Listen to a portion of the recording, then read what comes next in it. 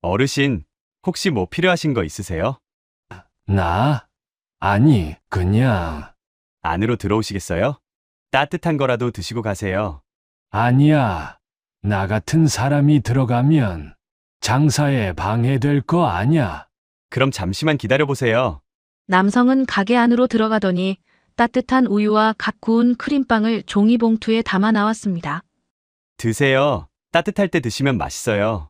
그때 가게 뒤편에서 한 여자아이가 유치원 가방을 메고 뛰어왔습니다. 아빠, 나왔어. 우리 모모, 유치원 재미있었어? 응, 선생님이 모모 이쁘다고 칭찬해줬어. 그 모습을 보던 노숙이는 눈을 가늘게 뜨고 그들을 유심히 지켜봤습니다. 보육원 출신의 예비 사위를 시험하러 노숙자로 위장한 회장님의 믿지 못할 이야기가 지금 시작됩니다.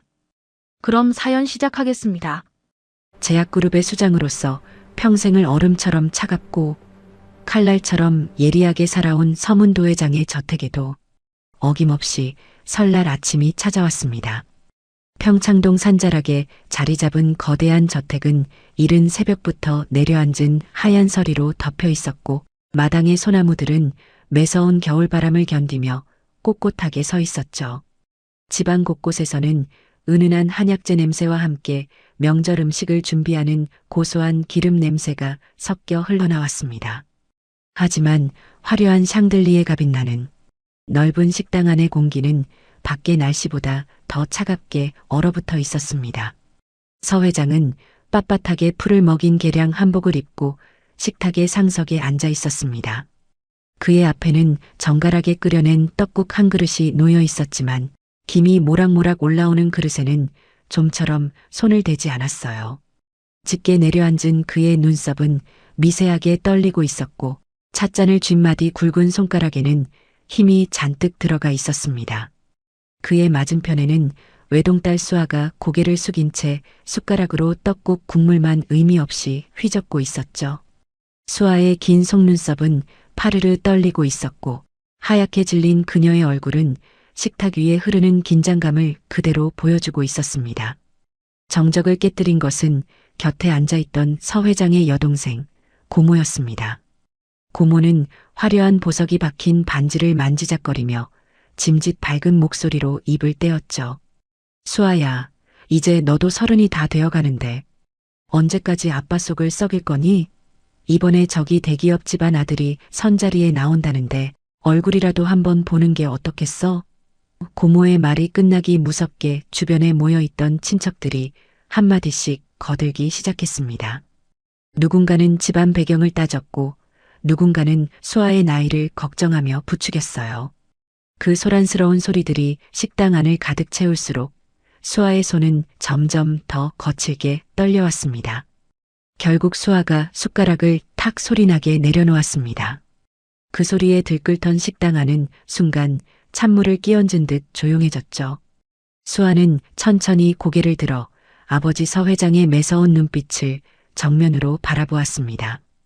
그녀의 눈가가 뜨겁게 달아올랐고 붉게 충혈된 눈동자에는 눈물이 맺혀 있었어요.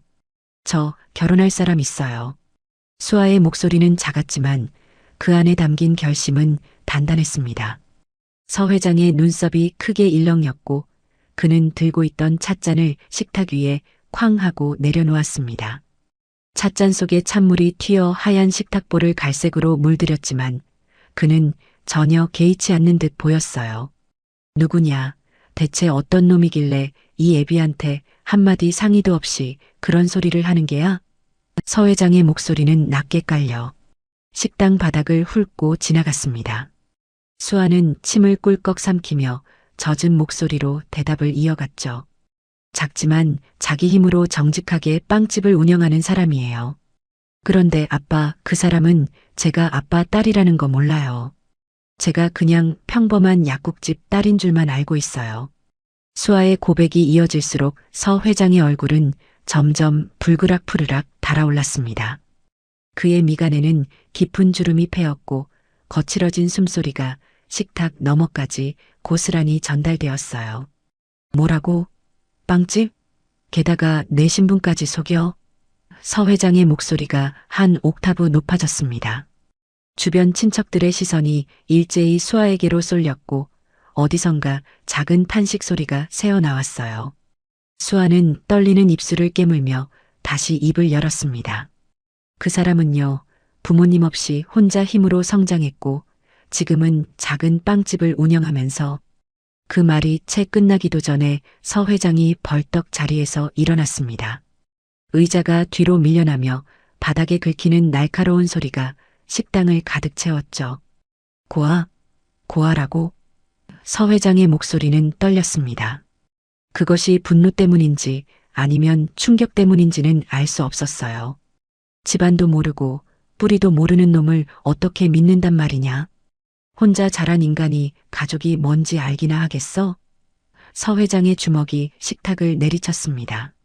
그릇들이 달그락거리며 흔들렸고 떡국 국물 몇 방울이 식탁보 위로 튀었습니다. 수아는 그런 아버지를 똑바로 마주보며 목소리를 높였어요. 그런 편견을 갖고 사람을 판단하시는 거예요? 아빠는 항상 돈과 배경으로만 사람을 봐요. 내가 뭘 안다고 그런 소리를 하는 거냐? 서 회장이 고함쳤습니다. 그의 얼굴은 붉게 상기되어 있었고 굵은 목에 핏줄이 불끈 튀어나와 있었어요. 나는 평생을 사람을 보며 살았어. 보육원 출신들이 어떻게 살아남는지, 세상이 얼마나 험한지 너보다 더 잘 알아. 그런 놈이 내 돈을 노리지 않았을 리가 없어. 수아는 테이블 위에 놓인 명품 핸드백을 거칠게 집어들었습니다. 그리고는 그것을 바닥에 내팽개쳤죠. 핸드백이 대리석 바닥에 떨어지며 둔탁한 소리를 냈고 안에 들어있던 물건들이 사방으로 흩어졌습니다. 한결 씨는 그런 사람이 아니에요. 그 사람은 제 배경이 아니라 저라는 사람 자체를 사랑해주는 사람이라고요. 수아의 목소리는 울음이 섞여 있었습니다. 그녀는 가방 끈을 움켜쥔 채 현관 쪽으로 걸음을 옮겼어요. 아빠는 사람을 배경으로만 보시니까 진짜 마음이 뭔지 모르시는 거예요. 그렇게 외친 수아는 눈물을 훔치며 식당을 빠져나갔습니다. 거실을 가로질러 현관문을 열고 나가는 그녀의 뒷모습을 바라보던 서 회장은 한동안 그 자리에 굳어선 채 움직이지 못했습니다. 식당에 남겨진 서 회장은 거친 숨을 몰아쉬며 창밖을 응시했습니다. 밖에는 여전히 고요한 설날 아침이 흐르고 있었고 멀리 산자락에는 하얀 눈이 소복이 쌓여 있었어요. 하지만 그의 가슴속은 눈보라가 몰아치듯 혼란스러웠습니다. 고모와 친척들은 서 회장의 눈치를 살피며 조용히 자리를 피했고 넓은 식당에는 이내 서 회장 혼자만 남게 되었습니다. 그는 천천히 2층으로 향하는 계단을 올라갔습니다. 육중한 오크나무 문을 열고 서재로 들어선 그는 문을 닫자마자 깊은 한숨을 내쉬었어요. 서재 안은 묵직한 가구와 오래된 책들의 냄새로 가득했습니다. 서 회장은 창가로 걸어가 멀리 보이는 서울 시내의 전경을 내려다보았습니다. 수천억의 자산과 수만 명의 직원을 거느린 그였지만 정작 하나뿐인 딸아이의 마음 하나 붙잡지 못했다는 생각에 가슴 한구석이 무너져 내렸어요. 그의 시선은 자연스럽게 책상 한구석에 놓인 은색 액자로 향했습니다. 그곳에는 10년 전 세상을 떠난 아내의 환한 미소가 담겨 있었죠. 서 회장은 떨리는 손으로 액자를 집어들었습니다. 아내는 생전에 서 회장의 차가운 성격을 늘 걱정하곤 했습니다. 당신은 사람을 볼 때 가슴보다 숫자를 먼저 보잖아요. 사람은 겉모습만 보고는 절대로 알 수 없는 법이에요. 아내의 그 나지막한 목소리가 마치 곁에 있는 듯 귓가를 맴돌았습니다. 서 회장은 차가운 유리 표면 너머 아내의 얼굴을 한참이나 들여다보았어요. 그러다가 액자를 조심스럽게 제자리에 내려놓고는 안락 의자에 몸을 깊숙이 기댔습니다. 밖에서는 여전히 명절의 소란스러운 소리가 들려왔지만 서재 안의 고요함은 그를 더 깊은 생각에 잠기게 했죠. 정말 그놈이 수아의 돈이 아니라 수아 자체를 사랑하는 것일까? 의구심은 꼬리에 꼬리를 물고 이어졌습니다. 서 회장은 평생 수많은 사람에게 배신당하고 기만당하며 지금의 위치에 올랐습니다. 그에게 인간의 선이란 그저 포장된 욕망에 불과했죠. 특히나 보육원 출신이라니 혼자 힘으로 살아남기 위해 온갖 수단을 동원했을 게 뻔했습니다. 그런 인간이 순수한 사랑을 운운한다는 게 서 회장에게는 도저히 믿어지지 않았어요. 하지만 동시에 딸의 그 절박한 눈빛도 머릿속을 떠나지 않았습니다. 서 회장은 책상 위에 놓인 호출벨을 눌렀습니다. 잠시 후 수십 년을 함께한 최 비서가 조용히 문을 열고 들어왔습니다. 최 비서는 서 회장의 어두운 표정만 보고도 그의 마음을 읽은 듯 말없이 고개를 숙여 대기했죠. 서 회장은 천천히 입을 열었습니다. 최 비서, 내 딸이 만난다는 그 친구에 대해 알아봐야겠어. 이름은 한결, 빵집을 운영한다고 하더군. 최 비서가 수첩을 꺼내 메모하는 동안 서 회장은 창밖을 응시하며 말을 이었어요. 하지만 단순히 서류상으로 조사하는 것만으로는 부족해. 사람의 진짜 밑바닥은 직접 겪어보지 않으면 알 수 없는 법이지. 서 회장의 눈동자에는 묘한 빛이 감돌았습니다. 시험해봐야겠어. 그 친구가 정말 선한 사람인지 아니면 내 딸의 배경을 노리는 위선자인지 말이야. 최 비서는 잠시 망설이다가 조심스럽게 물었습니다. 어떤 방식으로 시험하실 생각이십니까? 자네가 노숙자로 위장해서 한번 가보게. 돈도 없고 초라한 행색으로 빵을 구걸하는 사람 말이야. 그때 그 친구가 어떻게 반응하는지 보고 싶네. 네, 제가요? 왜? 싫은가? 아닙니다. 최 비서는 고개를 끄덕이며 메모를 마쳤습니다. 그리고 조용히 서재를 나가려는 순간 서 회장이 다시 입을 열었어요. 보육원 출신이라던가 그런 녀석들은 대개 살아남기 위해 착한 척하는 법을 배우지. 진짜 본성은 돈 앞에서 드러나는 법이야. 서 회장의 목소리에는 차가운 확신이 담겨 있었습니다. 최 비서가 나간 뒤 서재에는 다시 고요함만이 남았습니다. 서 회장은 의자에 깊숙이 앉아 눈을 감았어요. 그의 주먹은 여전히 굳게 쥐어져 있었고 거친 숨소리만이 조용한 서재 안을 채우고 있었습니다. 설날 연휴가 끝나고 사흘째 되는 날 아침 서 회장의 지시를 받은 최 비서는 회사 지하 주차장 한 구석에서 낡은 옷가지들을 꺼내고 있었습니다. 먼지가 수북이 쌓인 박스 안에는 해진 점퍼와 때 묻은 작업복, 구멍난 운동화가 들어 있었어요. 최 비서는 그것들을 하나하나 펼쳐보며 한숨을 내쉬었습니다. 30년 넘게 서 회장을 보좌해온 그였지만 이런 일은 처음이었죠. 정장 차림에 그가 남루한 옷으로 갈아입는 동안 형광등 불빛 아래 비친 그의 표정은 무척이나 복잡해 보였습니다. 최 비서는 거울 앞에 서서 자신의 모습을 확인했습니다. 평소 단정하게 빗어 넘긴 머리를 헝클어뜨리고 며칠은 안 씻은 듯 얼굴에 때를 묻혔어요. 손톱 사이사이에도 일부러 흙을 문질러 넣었고 구겨진 낡은 점퍼를 걸쳤습니다. 거울 속 자신의 모습이 낯설게 느껴졌지만 이것이 회장님의 명령이었습니다. 그는 주차장을 나서며 주머니 속 지갑을 확인했어요. 평소 넣고 다니던 신용카드들은 모두 사무실 서랍에 두고 왔고 지갑 안에는 1,000원짜리 지폐 몇 장만 남아 있었습니다. 한결의 빵집은 주택가 골목 안쪽에 자리 잡고 있었습니다. 최 비서가 골목으로 접어들자 멀리서부터 고소한 빵 굽는 냄새가 코끝을 간지렸어요.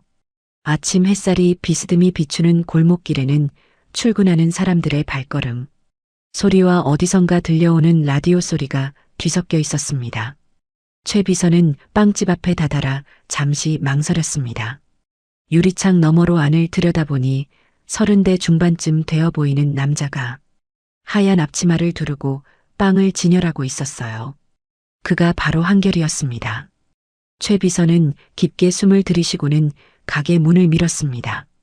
딸랑하고 경쾌한 종소리가 울렸고 한결이 고개를 들어 손님을 맞이했어요. 어서 오세요. 한결의 목소리는 따뜻했습니다.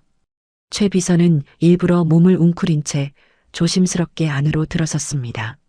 그의 남루한 차림새를 본 한결의 눈빛이 잠깐 흔들렸지만 곧 평소처럼 부드러운 미소를 지으며 물었어요. 뭘 드릴까요? 최 비서는 떨리는 목소리로 대답했습니다. 그게 빵 한 개만 주실 수 있을까요? 돈은 내일 꼭 갖다 드릴게요. 한결은 잠시 최 비서를 바라보았습니다. 때 묻은 옷, 헝클어진 머리, 그리고 주눅든 어깨. 한결의 시선이 최 비서의 손으로 향했어요. 거칠게 튼 손등과 갈라진 손가락 사이로 추위에 얼었던 흔적이 역력했습니다. 한결은 아무 말 없이 각 구운 크로와상을 집어 종이봉투에 담았습니다. 그리고는 뒤쪽 주방으로 들어가더니 따끈한 수프가 담긴 컵을 들고 나왔어요. 앉으세요, 아저씨. 한결이 가게 한쪽 의자를 가리키며 말했습니다. 최 비서는 얼떨결에 의자에 앉았고 한결은 그의 앞에 크로와상과 수프를 내려놓았습니다. 천천히 드세요. 따뜻할 때 드시는 게 좋아요. 한결의 말에 최 비서는 고개를 들어 그를 바라보았습니다. 한결의 눈빛에는 어떤 경계심도 불편함도 없었어요. 그저 한 사람을 대하는 자연스러운 친절함만이 담겨 있었습니다. 최 비서는 떨리는 손으로 크로와상을 집어들었습니다. 각 구운 빵의 온기가 손바닥으로 전해졌고 한 입 베어 무는 순간 고소한 버터 향이 입안 가득 퍼졌어요. 그는 수프를 한 모금 마셨습니다. 따뜻한 액체가 목을 타고 내려가면서 얼어붙었던 몸이 서서히 녹는 것 같았습니다. 한결은 최 비서가 빵을 먹는 동안 카운터로 돌아가 다시 빵을 진열하기 시작했습니다. 그는 손님을 계속 쳐다보거나 불편하게 만들지 않았어요. 그저 자신의 일을 하며 가끔씩 더 필요하시면 말씀하세요라고 부드럽게 말할 뿐이었습니다. 최 비서는 빵을 다 먹은 뒤에도 한동안 자리를 뜨지 못했습니다. 그는 조심스럽게 입을 열었어요. 사장님, 사실 돈이 정말 없어서요. 혹시 2,000원만 빌려주실 수 있을까요? 꼭 갚겠습니다. 이번에는 더 노골적인 요구였습니다. 최 비서는 회장님의 지시대로 한결의 반응을 시험하고 있었죠.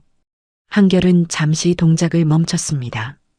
최 비서는 그의 표정 변화를 놓치지 않으려고 눈을 크게 떴어요. 한결은 천천히 앞치마 주머니에서 낡은 지갑을 꺼냈습니다. 지갑을 열자 10,000원짜리 지폐 2장이 보였어요. 한결은 그 중 한 장을 꺼내 최 비서에게 건넸습니다. 2,000원이라고 하셨지만 10,000원 드릴게요. 버스도 타셔야 하고 따뜻한 것도 드셔야 할 것 같아서요. 최 비서의 손이 미세하게 떨렸습니다. 한결의 눈빛에는 여전히 순수함만이 가득했어요. 거기에는 경계도 의심도 귀찮음도 없었습니다. 최 비서는 그 돈을 받아주면서 가슴 한구석이 무너져 내리는 것을 느꼈습니다. 감사합니다. 정말 감사합니다. 그의 목소리는 진심으로 떨리고 있었어요. 한결은 고개를 저으며 웃었습니다. 괜찮아요. 다들 어려울 때가 있는 법이잖아요. 몸 따뜻하게 하시고 힘내세요. 최 비서는 일어서서 허리를 깊게 숙였습니다. 그리고 가게 문을 나서는 순간 뒤를 돌아보았어요. 한결은 여전히 빵을 진열하며 작은 콧노래를 흥얼거리고 있었습니다. 골목을 빠져나온 최 비서는 한참을 걸었습니다. 그의 손에는 여전히 한결이 건넨 10,000원짜리 지폐가 쥐어져 있었어요. 최 비서는 근처 공원 벤치에 앉아 그 지폐를 내려다보았습니다. 30년 넘게 재계의 거물을 보좌하며 수많은 거래와 계약을 지켜봤지만 이렇게 조건 없는 친절을 본 적은 없었어요. 그는 떨리는 손으로 핸드폰을 꺼내 서 회장에게 전화를 걸었습니다. 회장님, 최 비서의 목소리는 평소와 달리 가라앉아 있었습니다. 보고 드릴 게 있습니다. 그날 오후 서 회장의 서재에는 다시 긴장감이 감돌았습니다. 최 비서는 평소의 정장 차림으로 돌아와 서 회장 앞에 서 있었어요. 그는 빵집에서 있었던 일을 하나하나 보고했습니다. 한결이 어떻게 자신을 대했는지, 돈을 요구했을 때도 망설임 없이 내어줬다는 것까지 모두 말했죠. 서 회장은 창밖을 바라보며 최 비서의 말을 들었습니다. 그의 얼굴에는 아무런 표정 변화도 없었어요. 보고가 끝나자 서 회장은 차갑게 입을 열었습니다. 연기하는 거야. 서 회장의 목소리는 단호했습니다. 보육원에서 자란 인간들은 어릴 때부터 어떻게 하면 사람들의 동정을 살 수 있는지 배워.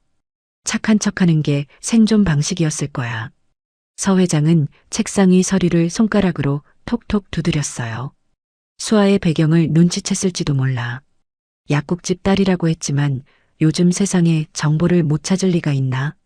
최 비서는 입술을 깨물었습니다.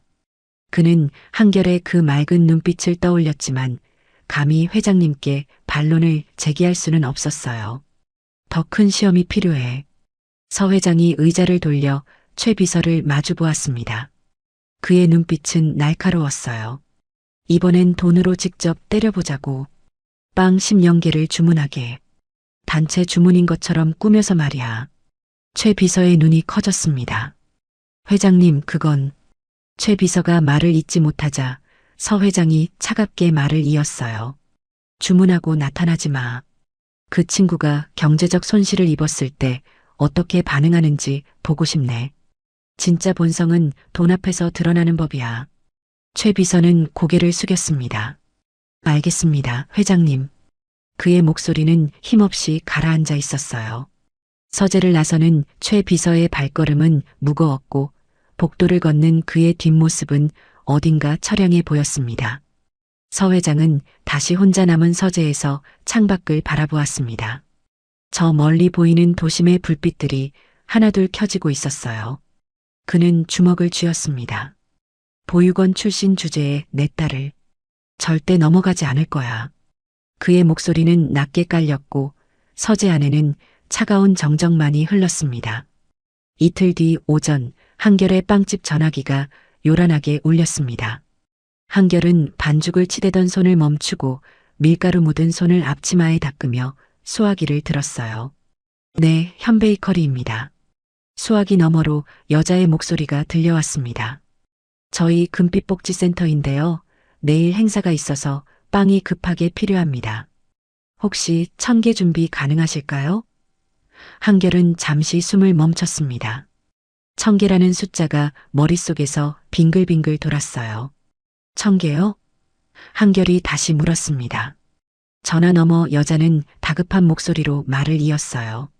네, 원래 다른 곳에 맡겼는데 갑자기 취소가 돼서요. 내일 오전 8시까지 준비해 주실 수 있으세요? 금액은 개당 3,000원씩 해서 300만 원 현장에서 바로 지불해 드리겠습니다.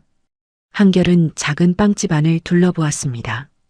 카운터 위에는 오늘 아침에 구운 빵들이 놓여 있었고 오븐은 2대밖에 없었어요. 1000개를 하룻밤 만에 만든다는 건 거의 밤을 새워야 가능한 일이었습니다.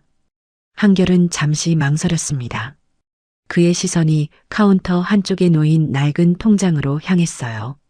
통장에는 석 달째 모아온 돈이 들어 있었지만 목표 금액에는 한참 모자랐습니다. 300만 원이면 큰 돈이었어요. 재료비를 빼더라도 100만 원 정도는 남을 터였고 그 돈이면 적금에 넣어둔 돈과 합쳐서 조금 더 빨리 목표에 다가갈 수 있었습니다. 한결은 천천히 숨을 들이쉬었습니다. 알겠습니다. 내일 아침 8시까지 준비해 놓겠습니다. 전화를 끊은 한결의 얼굴에는 각오가 서려 있었어요. 한결은 곧바로 재료 공급업체에 전화를 걸었습니다.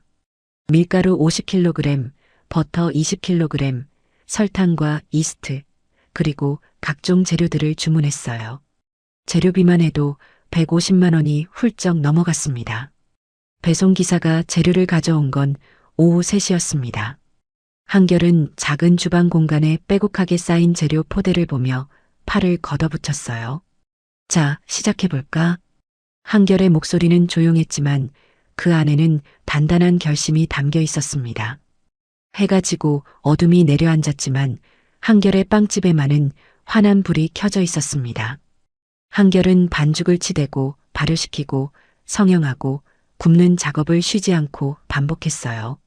오븐 2대를 번갈아 가며 돌렸고 한 번에 40개씩 구울 수 있었지만 시간이 빠듯했습니다. 밤 10시가 넘어가자 한결의 이마에는 땀방울이 송글송글 맺혔고 밀가루 가루가 머리카락에까지 하얗게 묻어 있었어요. 그의 손은 쉬지 않고 움직였고 반죽을 치대는 리듬만이 고요한 밤 공기를 채웠습니다. 자정이 넘어서자 한결의 허리가 뻐근하게 아파왔습니다. 그는 잠깐 허리를 펴고 목을 좌우로 돌렸어요. 뚝뚝하고 뼈마디에서 소리가 났습니다.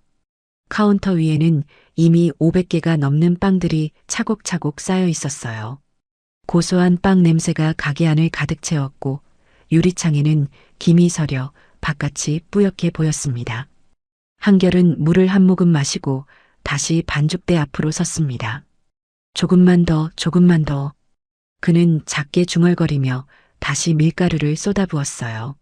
새벽 4시 한결의 눈꺼풀은 천근만근 무거웠습니다. 그의 눈은 충혈되어 빨갛게 물들어 있었고 손가락 마디마디는 뻣뻣하게 굳어 있었어요. 하지만 그는 멈추지 않았습니다. 마지막 반죽을 오븐에 넣고 타이머를 맞추고 앞치마에 묻은 밀가루를 털어냈어요. 카운터를 가득 채운 빵들을 세어보니 정확히 1000개였습니다. 한결은 깊게 한숨을 쉬며 의자에 주저앉았습니다. 온몸에 힘이 빠져나가는 것 같았어요. 동이 트기 시작했습니다. 회색빛 새벽 하늘이 서서히 밝아오고 골목길에는 신문 배달하는 오토바이 소리가 들렸어요. 한결은 벽에 걸린 시계를 보았습니다. 7시 30분. 약속 시간까지 30분 남았습니다. 한결은 빵들을 깨끗한 상자에 정성스럽게 담기 시작했어요. 하나하나 조심스럽게 담으면서도 입가에는 작은 미소가 떠올랐습니다. 이 돈이면 조금 더 빨리. 그는 고개를 저으며 마지막 상자를 닫았습니다. 8시가 되었습니다.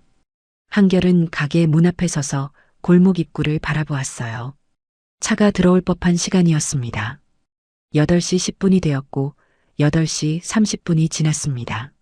한결은 핸드폰을 꺼내 어제 받았던 번호로 전화를 걸었어요. 고객님의 전화기가 꺼져 있거나 자동 응답 멘트가 흘러나왔습니다. 한결은 다시 전화를 걸었습니다. 같은 멘트가 반복되었어요. 그의 손이 미세하게 떨리기 시작했습니다. 9시가 넘어가자 한결은 의자에 앉아 고개를 숙였습니다. 가게 안가득 쌓인 1000개의 빵들이 그를 둘러싸고 있었어요. 각 구웠을 때의 김이 사라지고 빵들은 서서히 식어가고 있었습니다. 한결은 손으로 얼굴을 감쌌습니다. 재료비 150만 원이 머릿속을 스쳤고 밤새 들인 노동이 허공에 흩어지는 것 같았어요. 그의 어깨가 작게 떨렸지만 소리내어 한숨 쉬는 것조차 조심스러웠습니다. 한결은 천천히 고개를 들었습니다. 카운터 위에 놓인 낡은 사진 액자가 눈에 들어왔어요. 사진 속에는 환하게 웃고 있는 여자와 어린아이가 함께 찍혀 있었습니다. 한결은 그 사진을 가만히 들여다보았습니다. 누나. 그의 입술이 작게 움직였어요. 한결은 액자를 조심스럽게 내려놓고 자리에서 일어났습니다. 그는 빵이 담긴 상자들을 하나씩 들어올리기 시작했습니다. 한결은 리어카를 끌고 골목을 나섰습니다. 리어카 위에는 빵 상자들이 빼곡하게 실려 있었어요. 아침 햇살이 그의 등을 비추었고 리어카 바퀴가 골목길을 굴러가며 덜컹덜컹 소리를 냈습니다. 한결의 첫 번째 목적지는 동네 복지관이었습니다. 관장님, 빵 좀 가져왔어요. 한결이 복지관 문을 열고 들어서자 관장님이 놀란 표정으로 달려왔어요. 이렇게 많이요?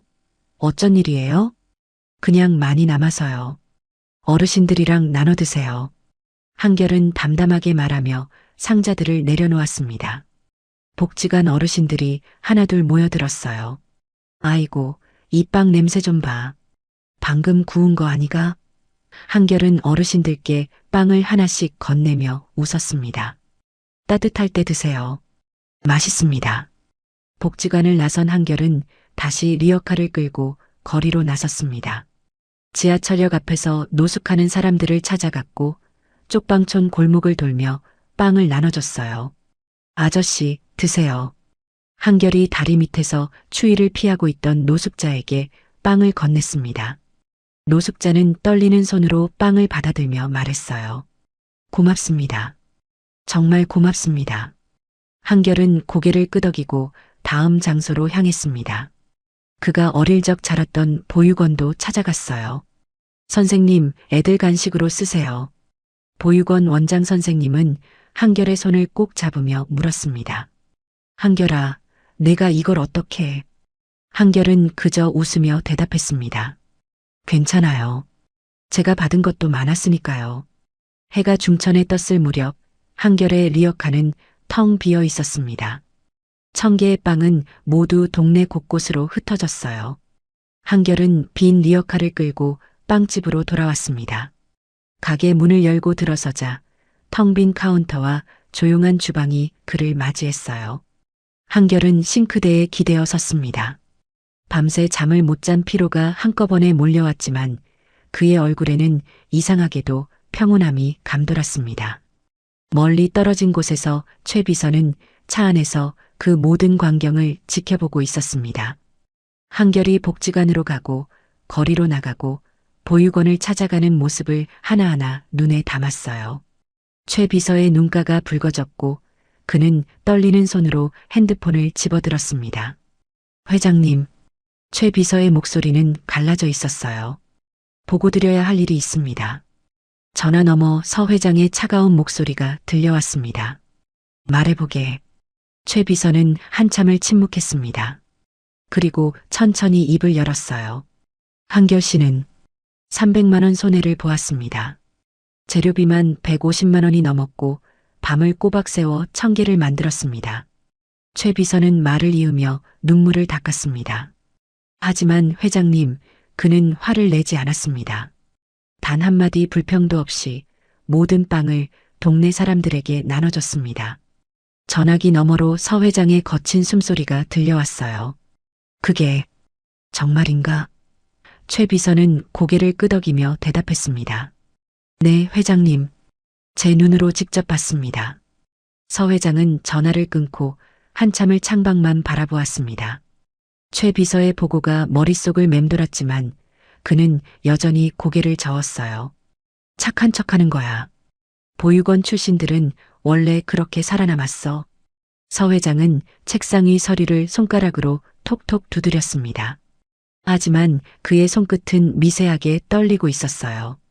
그는 다시 호출배를 눌렀습니다. 잠시 후 최 비서가 서재로 들어왔고 서 회장은 차가운 목소리로 말했습니다. 마지막 시험이 필요해. 이번엔 여자를 보내게. 사흘 뒤 오후 현베이커리 문이 조심스럽게 열렸습니다.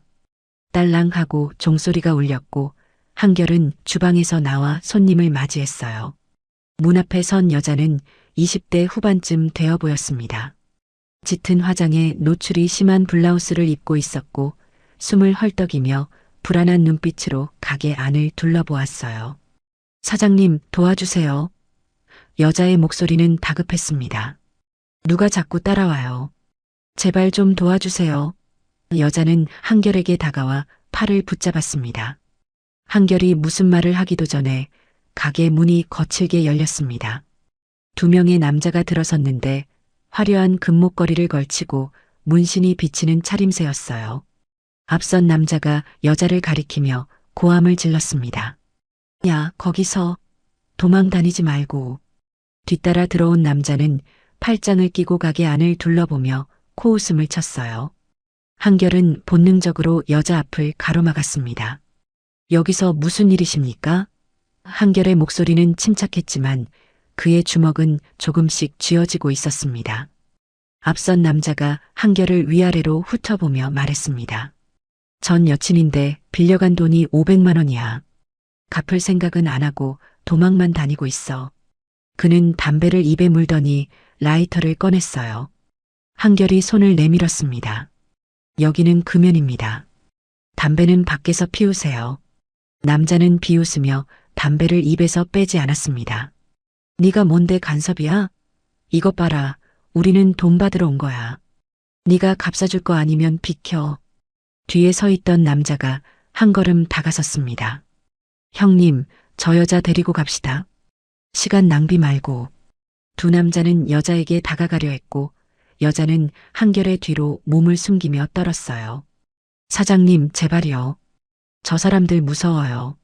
여자의 목소리는 울음이 섞여 있었습니다. 한결은 두 팔을 벌려 여자를 막아섰습니다. 잠깐만요. 일단 이야기를 들어봅시다. 얼마라고 하셨죠? 앞선 남자가 비웃으며 대답했습니다. 500이라고 했잖아. 근데 이자까지 합치면 지금 700이야. 일주일에 10%씩 붙으니까. 한결은 잠시 침묵했습니다. 700만 원이라는 금액이 그의 머릿속을 스쳤어요. 통장에 모아둔 돈을 다 써도 모자랄 금액이었습니다. 하지만 한결은 천천히 입을 열었습니다. 제가 대신 갚아드리겠습니다. 대신 조건이 있습니다. 분할로 갚게 해주세요. 두 남자가 서로 눈빛을 교환했습니다. 뒤에 서 있던 남자가 어깨를 으쓱이며 말했어요. 형님, 저 사람이 갚겠다는데 일단 받는 게 낫지 않아요? 앞선 남자는 한결을 뚫어지게 바라보더니 고개를 끄덕였습니다. 좋아. 한 달 안에 다 갚아. 각서 쓸 수 있지? 한결은 고개를 끄덕였습니다. 네, 쓰겠습니다. 남자는 주머니에서 구겨진 종이와 펜을 꺼내 한결에게 던졌어요. 한결은 종이를 펴고 또박또박 자신의 이름과 금액, 날짜를 적어 내려갔습니다. 각서를 받아든 남자는 종이를 접어 주머니에 넣으며 말했습니다. 기억해. 한 달이야. 안 갚으면 이자가 더 붙어. 두 남자는 여자를 한번 쏘아보고는 가게 문을 열고 나갔어요. 문이 닫히자 가게 안에는 다시 고요함이 찾아왔습니다. 여자는 한결을 바라보며 눈가를 닦았습니다. 정말 감사합니다. 어떻게 보답해야 할지. 여자의 목소리는 떨리고 있었고 눈빛은 축축하게 젖어 있었어요. 한결은 고개를 저으며 말했습니다. 괜찮습니다. 일단 진정하세요. 그는 주방으로 들어가 따뜻한 차를 한 잔 내왔습니다. 이거라도 드시고 마음 좀 가라앉히세요. 여자는 떨리는 손으로 찻잔을 받아들었어요. 한 모금 마시고는 한결을 올려다보았습니다. 사장님, 제가 어떻게 해야 할까요? 정말 죄송해요. 제 때문에 사장님까지. 한결은 부드럽게 웃으며 말했습니다. 지금은 안전한 게 제일 중요하니까요. 천천히 생각하세요. 여자는 찻잔을 내려놓고 한결에게 한 걸음 다가섰습니다. 그녀는 한결의 팔을 살짝 잡으며 말했어요. 사장님은 정말 좋은 분이세요. 너무 멋지세요. 그녀의 손가락이 한결의 팔을 따라 천천히 움직였습니다. 한결은 자연스럽게 한 걸음 뒤로 물러섰어요. 여자는 다시 가까이 다가오며 속삭였습니다. 제가 뭐라도 해드리고 싶어요. 식사라도 대접하고 싶은데 어떠세요? 제 집이 여기서 가까워요. 한결은 정중하게 고개를 저으며 거리를 두었습니다. 괜찮습니다. 지금은 좀 쉬시는 게 좋을 것 같아요. 여자는 한결의 손을 잡으려 했지만 한결은 부드럽게 손을 빼며 카운터 뒤로 물러섰어요. 제게는 사랑하는 사람이 있습니다. 한결의 목소리는 단호했습니다. 여자는 잠시 멈칫했고 그녀의 눈빛이 흔들렸어요. 그럼 적어도 연락처라도. 여자가 핸드폰을 꺼내려는 순간이었습니다. 아빠. 가게 뒤편 문이 열리며 어린 여자아이의 목소리가 들려왔습니다. 7살쯤 되어 보이는 아이가 유치원 가방을 메고 들어왔어요. 아이는 한결에게 달려가 그의 허리를 꼭 안았습니다. 아빠, 오늘 유치원에서 그림 그렸어. 보여줄게. 한결은 아이를 안아들며 머리를 쓰다듬었습니다. 그래, 모모야. 잘했어. 한결의 얼굴에는 부드러운 미소가 번졌어요. 여자는 그 광경을 보며 입을 다물지 못했습니다. 아이가 한결을 아빠라고 부르는 것을 똑똑히 들었어요. 여자는 한결을 바라보며 조심스럽게 물었습니다. 사장님, 이 아이는? 한결은 모모를 내려놓으며 담담하게 대답했습니다. 제 딸입니다. 모모는 여자를 올려다보며 물었어요. 아빠, 이 아줌마 누구예요? 한결은 모모의 손을 잡으며 말했습니다. 잠깐 도움이 필요하신 분이야. 인사해. 여자는 모모를 보며 억지로 웃음을 지었습니다. 안녕. 예쁘게 생겼네. 그녀의 목소리는 떨리고 있었어요. 여자는 가방을 집어들며 서둘러 말했습니다. 저 그럼 이만 갈게요. 정말 감사했어요. 꼭 보답하겠습니다. 여자는 고개를 숙이고는 황급히 가게 문을 열고 나갔습니다. 문이 닫히는 소리와 함께 그녀의 발걸음 소리가 멀어져 갔어요. 한결은 모모의 손을 잡고 주방으로 향했습니다. 모모야, 배고프지? 아빠가 빵 구워줄게. 모모는 고개를 끄덕이며 의자에 앉았어요. 한결은 앞치마를 두르며 오븐을 켰습니다. 모모는 작은 목소리로 물었습니다. 아빠, 아까 그 아줌마 무서웠어? 한결은 모모의 머리를 쓰다듬으며 말했습니다. 괜찮아. 이제 다 끝났어. 걱정하지 마. 멀지 않은 곳에 세워진 검은색 세단 안에서 여자는 떨리는 손으로 핸드폰을 들었습니다.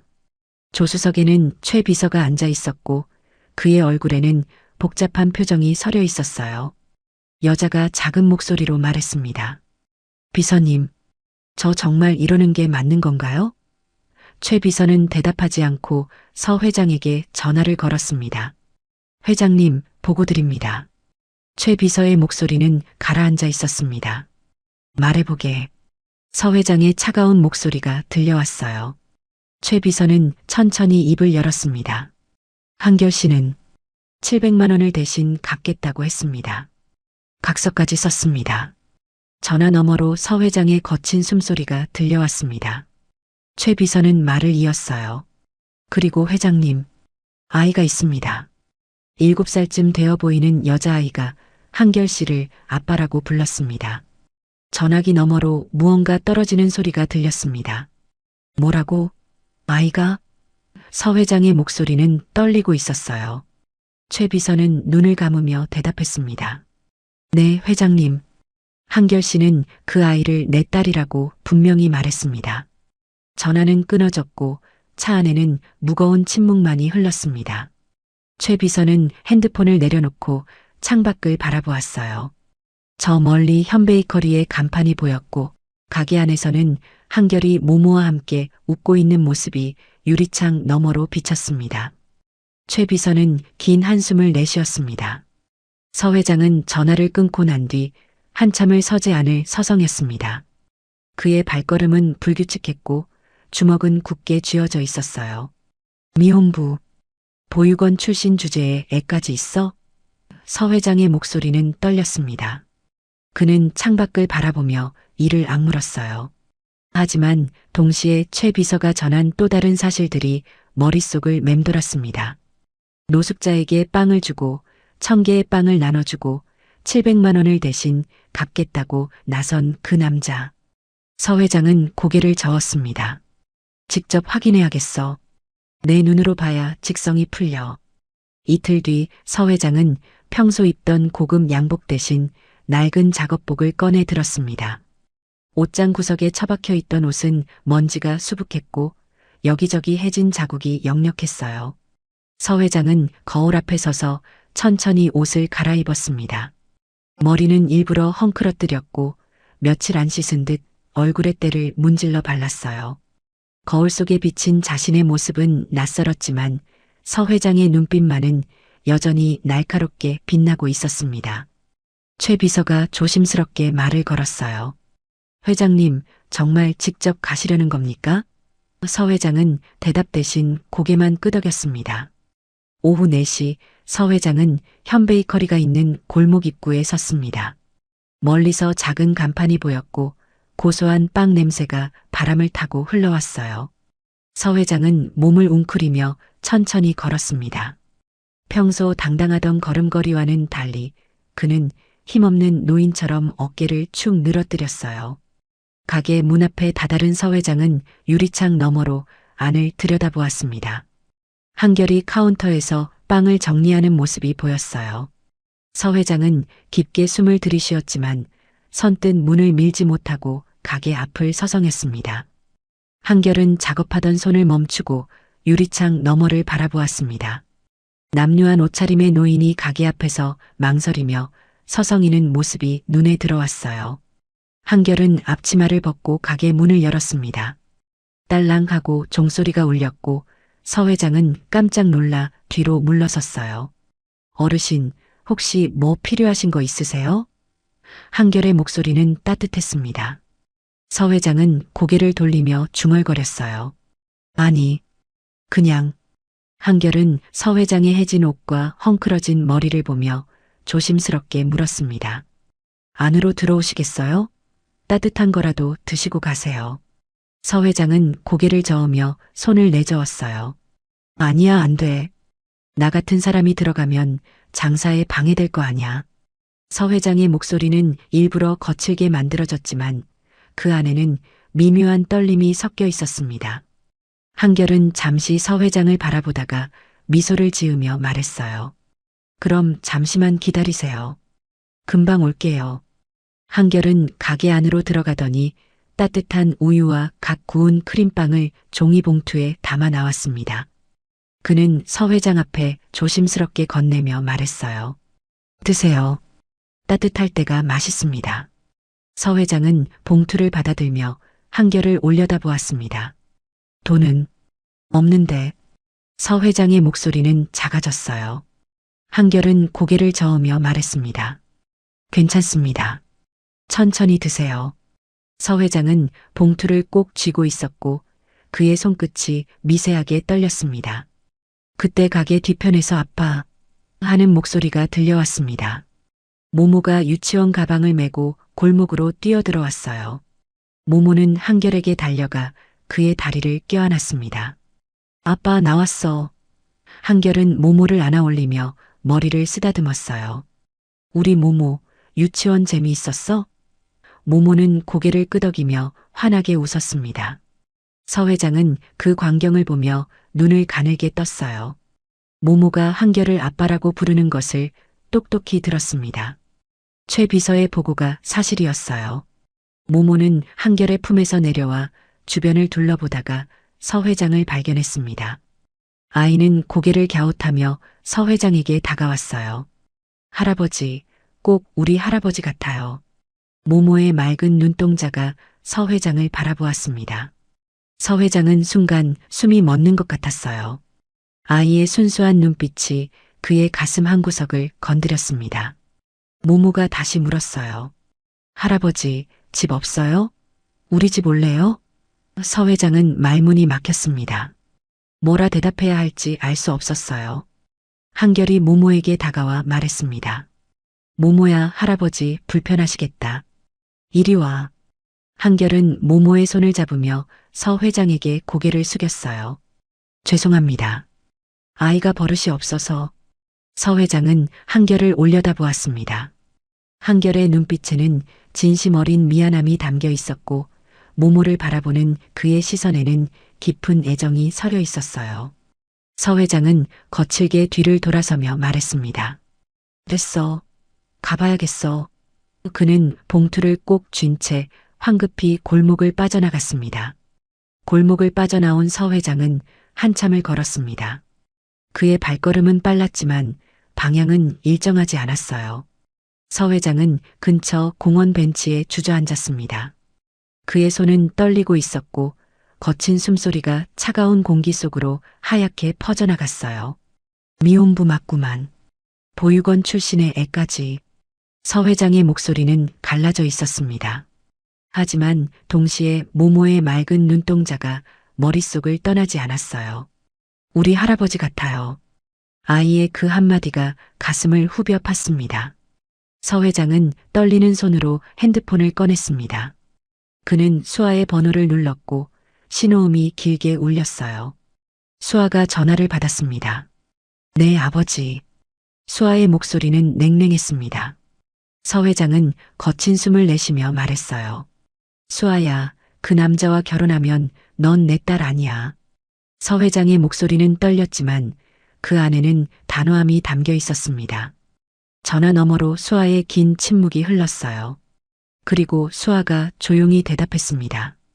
그럼 전 아버지 딸 아닙니다. 뭐라고?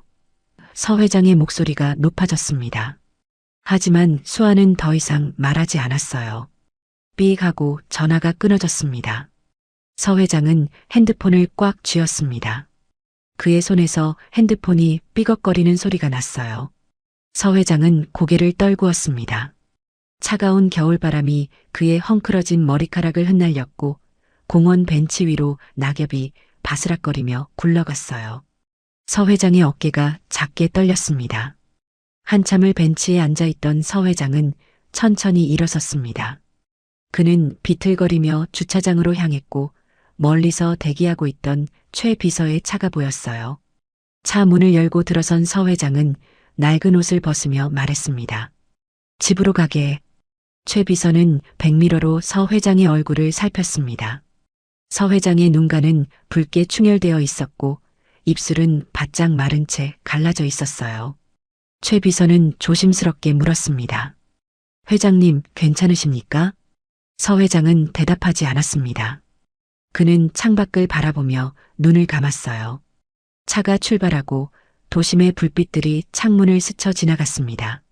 서 회장의 머릿속에는 여전히 모모의 얼굴이 떠올랐어요. 우리 할아버지 같아요. 아이의 목소리가 귓가를 맴돌았습니다. 서 회장은 주먹을 쥐었습니다. 내가 뭘 하고 있는 건가? 그의 목소리는 작게 떨리며 차 안으로 스며들었어요. 저택에 도착한 서 회장은 곧장 서재로 향했습니다. 그는 문을 닫고 책상 앞에 앉았어요. 책상 위에는 아내의 사진이 놓여 있었고 서 회장은 그 사진을 한참 바라보았습니다. 여보, 내가 틀린 건가? 서 회장의 목소리는 갈라져 있었어요. 아내의 사진 속 미소는 여전히 환했지만 서 회장의 눈에는 그것이 자신을 꾸짖는 것처럼 느껴졌습니다. 서 회장은 얼굴을 두 손으로 감싸며 깊은 한숨을 내쉬었습니다. 밤이 깊어갔습니다. 서재의 불빛은 여전히 켜져 있었고 서 회장은 의자에 앉은 채 움직이지 않았어요. 그의 시선은 창밖 어둠 속을 향하고 있었습니다. 멀리 도심의 불빛들이 반짝이고 있었지만 서 회장의 마음속은 그 어떤 빛도 닿지 않는 어둠으로 가득 차 있었어요. 그는 주먹을 쥐었다 폈다를 반복했습니다.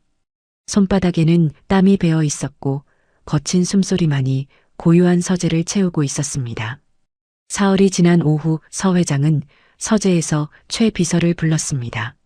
그의 얼굴에는 며칠간 잠을 설친 흔적이 역력했고 눈 밑에는 깊은 그림자가 드리워져 있었어요.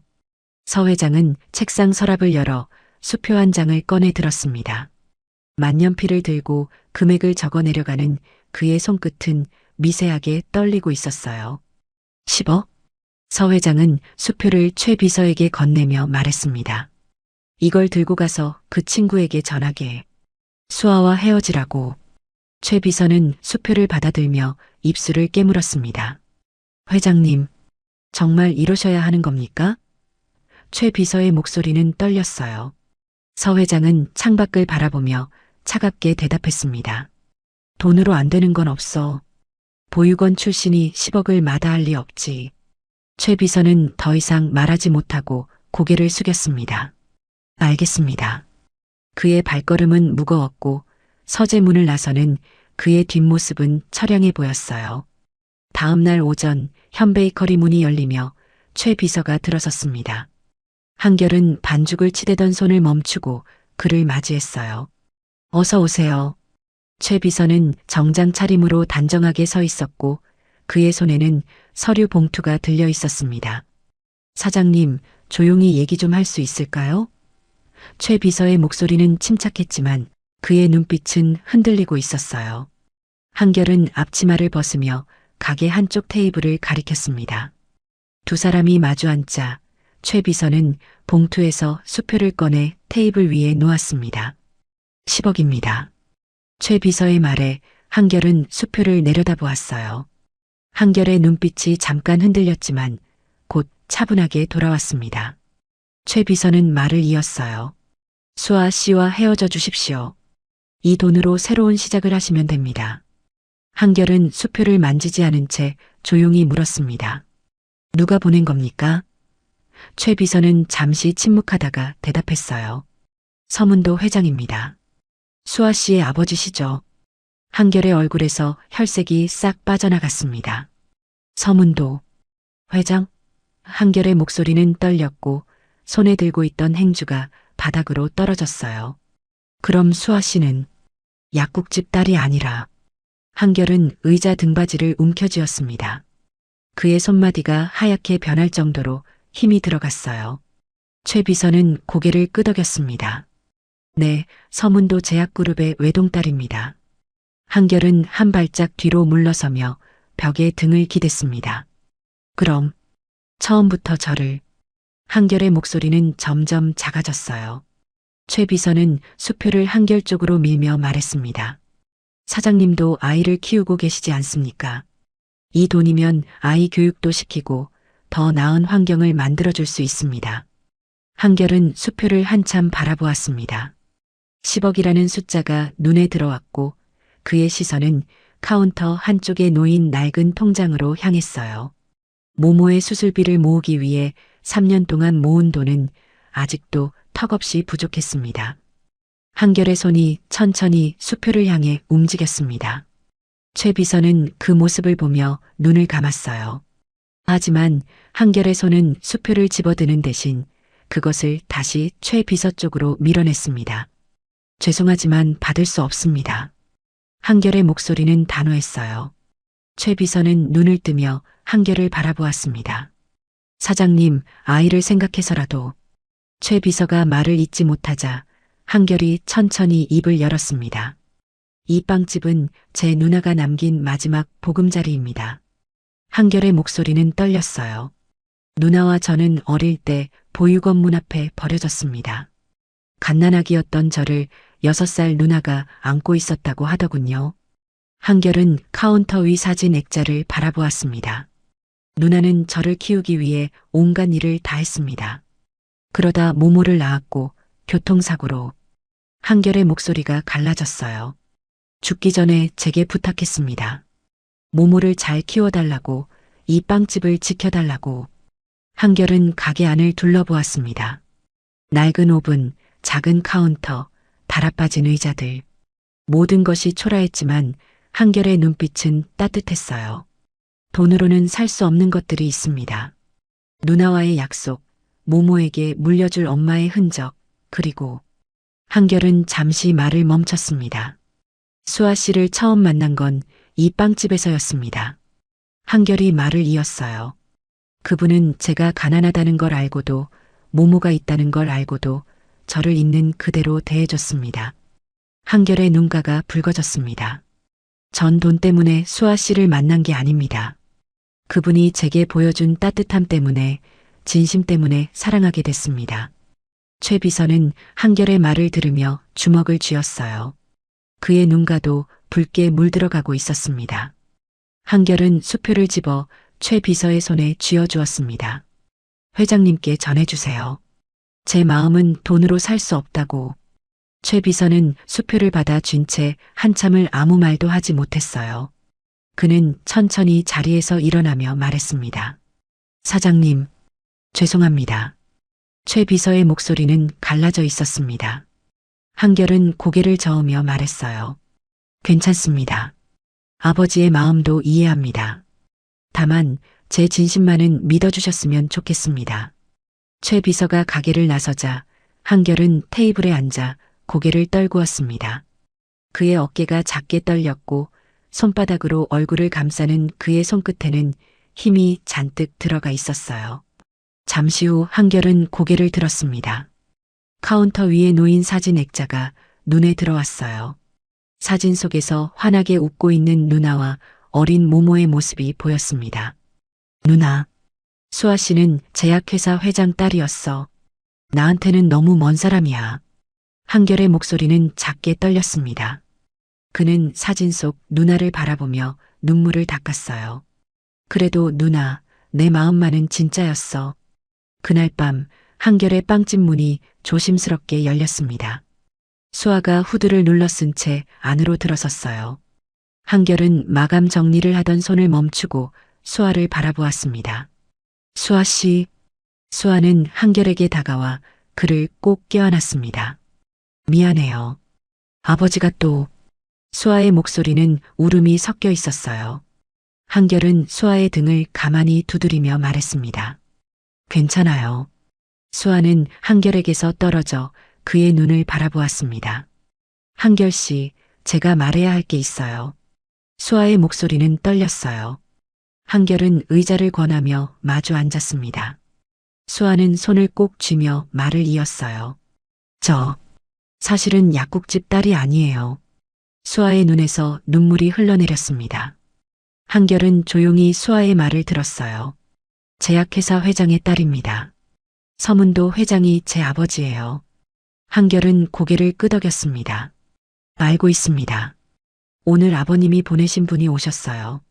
한결의 목소리는 가라앉아 있었어요. 수아의 얼굴이 창백해졌습니다. 그럼 수표도? 한결은 고개를 끄덕였습니다. 10억이었습니다. 거절했어요. 수아는 한결의 손을 잡으려 했지만 한결은 손을 빼며 자리에서 일어났습니다. 왜 저한테 거짓말을 하신 겁니까? 한결의 목소리는 떨렸어요. 수아는 자리에서 일어나 한결을 바라보았습니다.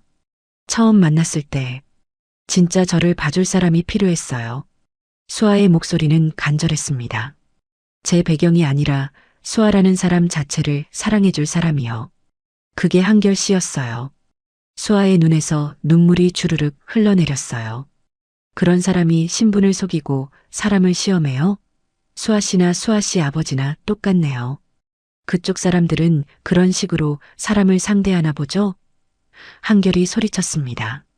제 마음만은 진짜였어요. 한결 씨를 사랑하는 마음, 모모를 아끼는 마음, 모두 진심이었어요. 한결은 창밖을 바라보며 말없이 서 있었습니다. 그의 주먹은 꽉 쥐어져 있었고 턱선은 굳어 있었어요. 수아는 한결의 뒤에 서서 떨리는 목소리로 말했습니다. 미안해요. 정말 미안해요. 하지만 제발 저를 떠나지 말아줘요. 한결은 여전히 대답하지 않았습니다. 가게 안에는 무거운 침묵만이 흘렀고 벽시계의 초침 소리만이 고요함을 채우고 있었어요. 한참을 서 있던 한결이 천천히 돌아섰습니다. 그의 눈가는 붉게 물들어 있었고 목소리는 갈라져 있었어요. 시간을 좀 주세요.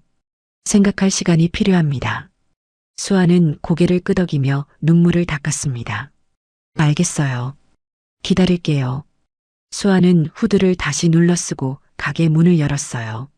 문이 닫히는 소리와 함께 한결은 그 자리에 주저앉았습니다. 그의 어깨가 크게 떨렸고 손으로 얼굴을 감싼 채 긴 한숨을 내쉬었어요.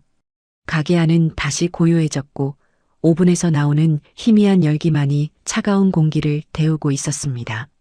서 회장은 최 비서로부터 한결이 10억을 거절했다는 보고를 받은 뒤 며칠 동안 서재에 틀어박혀 나오지 않았습니다. 그는 창밖만 바라보며 손에 든 위스키 잔을 기울였고 책상 위에는 먹지 않은 식사가 그대로 식어 있었어요. 최 비서는 조심스럽게 서재 문을 두드렸습니다. 회장님, 들어가겠습니다. 최 비서가 문을 열고 들어서자 서 회장은 돌아보지도 않은 채 말했습니다. 그 친구에 대해 모든 것을 알아내게. 출생부터 지금까지 빠짐없이 말이야. 최 비서는 고개를 숙였습니다. 알겠습니다. 그의 목소리는 무거웠어요. 며칠간 최 비서는 온갖 경로를 동원해 박한결의 과거를 추적했습니다. 보육원 기록, 병원 서류, 옛 지인들의 증언까지 하나하나 모아갔어요. 그가 찾아낸 자료들은 두툼한 파일로 쌓여갔고 파일을 넘길 때마다 최 비서의 표정은 점점 무거워졌습니다. 일주일 뒤 최 비서는 서 회장의 서재 문을 다시 두드렸습니다. 회장님, 보고 드릴 게 있습니다. 서 회장은 의자를 돌려 최 비서를 마주 보았습니다. 그의 눈 밑에는 깊은 다크서클이 패여 있었고 턱수염은 며칠째 깎지 않아 거칠게 자라나 있었어요. 최 비서는 파일을 책상 위에 올려놓으며 천천히 입을 열었습니다. 먼저 모모에 대한 진실부터 말씀드리겠습니다. 최 비서의 목소리는 떨렸어요. 모모는 박한결 씨의 친딸이 아닙니다. 서 회장의 눈빛이 크게 흔들렸습니다. 최 비서는 파일에서 낡은 신문 기사를 꺼내 서 회장 앞에 펼쳤습니다. 3년 전 교통사고 기사입니다. 사망자는 박소연, 당시 29세. 유가족으로 4살 딸 모모가 남았습니다. 서 회장은 기사를 들여다보았어요. 사고 현장 사진 옆으로 박소연이라는 여자의 얼굴이 작게 실려 있었습니다. 최 비서는 또 다른 서류를 꺼냈습니다. 박소연과 박한결 씨는 친남매입니다. 둘 다 갓난아기 때 같은 보육원 문 앞에 함께 버려졌다고 합니다. 최 비서는 오래된 사진 한 장을 꺼내 보였습니다. 사진 속에는 6살쯤 되어 보이는 여자아이가 갓난아기를 안고 있었고 뒷면에는 흐린 글씨로 소연이와 한결이라고 적혀 있었어요. 박소연 씨가 박한결 씨보다 6살 많았습니다. 보육원 기록에 따르면 누나 소연 씨가 동생 한결 씨를 끝까지 책임지며 키웠다고 합니다. 최 비서는 다음 서류를 펼쳤습니다. 두 남매는 보육원을 나온 뒤에도 서로 의지하며 살았습니다. 서 회장은 서류를 한 장 한 장 넘기며 읽었습니다. 그의 손끝이 미세하게 떨렸어요. 최 비서는 말을 이었습니다. 사고 당시 박소연 씨는 병원으로 이송됐지만 결국 사망했습니다. 병원 CCTV를 확인한 결과 최 비서는 잠시 말을 멈추고 눈을 감았어요. 마지막 순간 동생 박한결 씨에게 모모를 부탁한다는 말을 남겼다고 합니다. 서 회장은 서류를 내려놓고 눈을 감았습니다. 최 비서는 또 다른 파일을 펼쳤습니다. 박한결 씨의 경력입니다. 3년 전 박한결 씨는 유명 패션 브랜드의 디자이너 최종 면접에 합격했습니다. 서 회장이 눈을 떴고 최 비서는 합격 통보서를 보여줬어요. 연봉 8천만 원, 해외 연수 기회까지 주어지는 조건이었습니다. 업계에서도 주목하던 인재였다고 합니다. 최 비서는 다음 장을 넘겼습니다. 하지만 합격 통보를 받은 바로 다음 날 박한결 씨는 사양 메일을 보냈습니다. 서 회장은 메일 내용을 읽었습니다. 짧고 간결한 문장이었지만 그 안에는 깊은 결심이 담겨 있었어요. 같은 시기의 병원 기록입니다. 최 비서가 또 다른 서류를 펼쳤습니다. 모모의 진단서입니다. 레버 선천성 흑내장. 방치할 경우 실명에 이를 수 있으며 수술비는 약 2억 원으로 추정됩니다. 서 회장의 손이 떨렸습니다. 최 비서는 말을 이었어요. 박한결 씨는 디자이너의 꿈을 포기하고 안정적으로 조카 모모를 키우면서 수술비를 모을 수 있는 일을 선택했습니다. 최 비서는 빵집 인수 계약서를 꺼냈습니다. 박소연 씨가 생전에 운영하던 작은 빵집입니다. 유언에 모모에게 엄마의 빵집을 물려주고 싶다는 내용이 명시되어 있었습니다. 서 회장은 계약서를 들여다보았어요. 구석에는 박한결의 서명이 또박또박 적혀 있었습니다. 최 비서는 은행 거래 내역을 펼쳤습니다. 지난 3년간 박한결 씨는 매달 200만 원씩 적금을 들었습니다. 현재까지 모은 금액은 약 6천만 원. 모모의 수술비에는 턱없이 부족한 액수입니다. 서 회장은 서류에서 눈을 떼지 못했습니다. 그의 눈가가 붉어지기 시작했어요. 최 비서는 마지막 서류를 꺼냈습니다. 박한결 씨를 아는 사람들의 증언입니다. 보육원 원장 선생님, 동네 이웃들, 재료 납품업체 사장님. 최 비서는 메모들을 하나씩 읽어내려갔습니다. 모두 박한결 씨를 성실하고 따뜻한 사람이라고 말했습니다. 단 한 사람도 부정적인 말을 하지 않았습니다. 서 회장은 천천히 의자에 등을 기댔습니다. 그의 입술이 파르르 떨렸고 꽉 쥔 주먹에서는 땀이 배어 나왔어요.